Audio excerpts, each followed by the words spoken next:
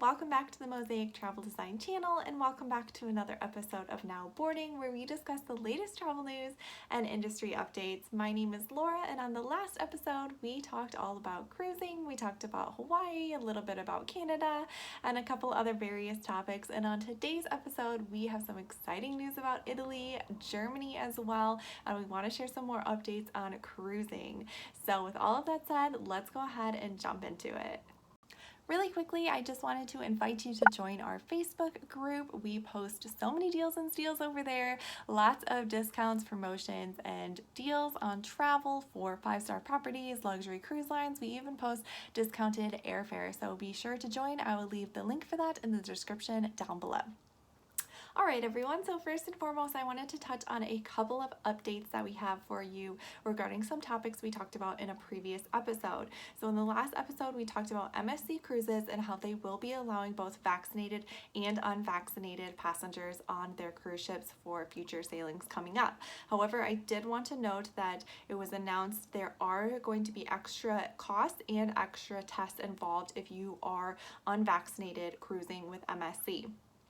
Cruisers who are not fully vaccinated will have extra requirements, including buying MSC Cruises travel insurance as well as their COVID-19 protection services, and there are going to be more stringent protocols on board.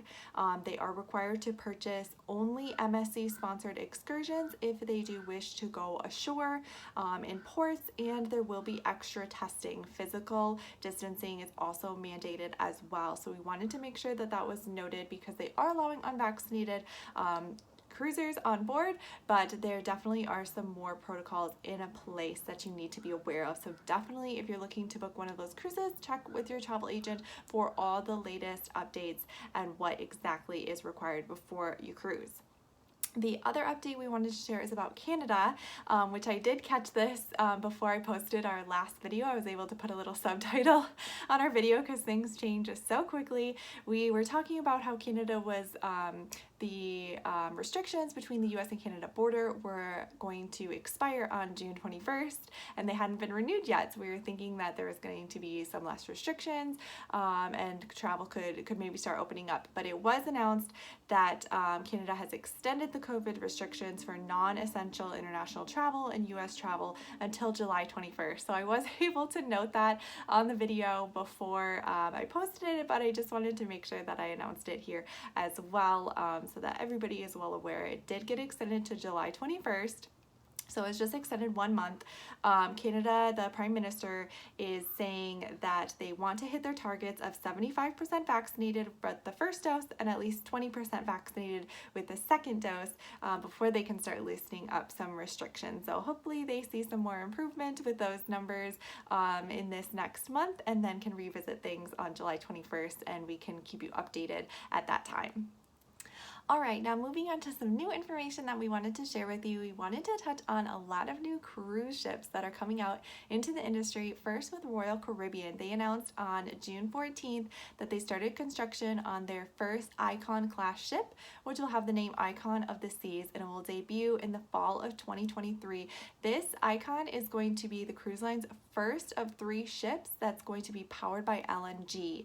So it's going to have state-of-the-art, environmentally friendly applications such as shore power connection, energy efficiencies, and it will help reduce the carbon footprint.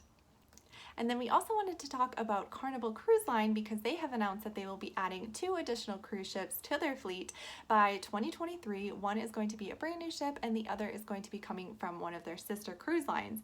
So in late 2023, Carnival is going to have their 3rd Excel class cruise ship join the fleet. This is in the same class as the Mardi Gras and the Carnival Celebration.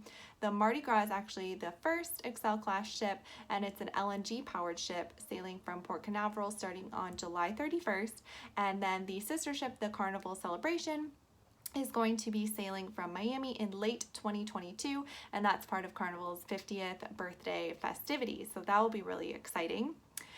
The second ship that is coming to Carnival is currently the Costa Magica, so that is part of Costa Cruises, a sister cruise line to Carnival, and that ship will be dry docking and be converted into a Carnival ship, and it will have a name change and join the fleet in mid-2022. So there's going to be more detailed plans, home ports, itineraries, ship names, all of that coming soon. So we'll be sure to keep you updated on that information. All right, and let's move on to some country updates for you guys. First up, we have Italy. I am so excited about this. US and Canadian travelers can now enter Italy on any flight, and they do not have to quarantine upon arrival. This is such exciting news, as we've talked about in previous episodes.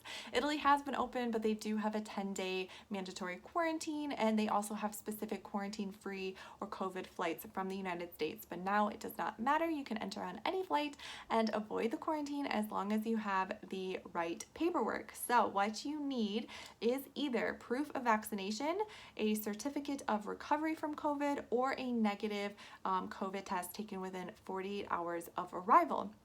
All this new entry requirement goes into effect on June 21st. So that is some very exciting news. We also have exciting news from Germany, seeing that Germany is opening up to US travelers as long as they have proof that they've been fully vaccinated, or again, you can show proof that you've had COVID and recovered, and you can also show proof of a negative PCR test within 72 hours of arrival. So great news from Germany opening up. And last but not least, we have some news that Britain will next month publish plans to allow fully vaccinated people to travel unrestricted. So hopefully we see some more updates from Britain coming soon, and we will be sure to keep you updated on that information. All right, everyone, so that is the information that I have for you today. I hope you found this helpful. If you have any questions or comments, please leave them down below so I can chat with you more about all of these amazing travel updates. We talked about new cruise ships. We talked about Italy. I think we covered all of our bases for this week. So with all of that said, thank you guys so much for watching, and I'll talk to you next time. Bye!